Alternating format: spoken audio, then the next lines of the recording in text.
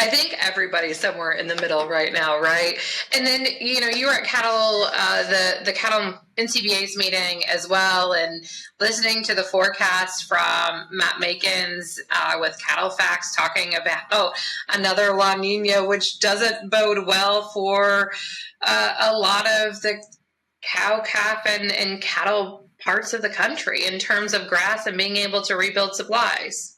Yeah. So as I mentioned, it's like, moisture in the ground. Can you have some ability to expand or to maybe not even just liquidate, but just hold steady, right? Like there's three different options. You can liquidate, hold where you are, or you can expand your herd, right?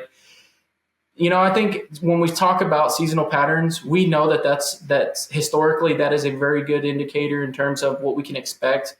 I also think some of what, part of the function on the production side and the farm management side is how, your input costs, your hay availability, your storage of your stocks that you have on hand. And I think if you're on the East Coast, we were already kind of heading into an environment where we were getting low on stocks, kind of had to reach into into the hay inventory pretty early this past winter. So are we going to be able to rebuild those in order to then even think about rebuilding, or, if we're still going to be in a holding pattern or liquidating pattern?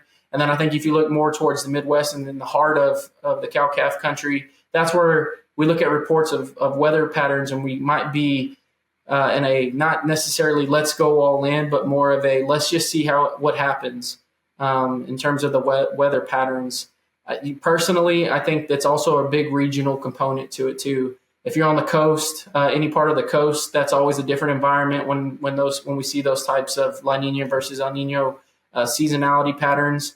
And then also anything that's leading up prior to that year is also a big component in terms of your inventory, especially when it comes to hay.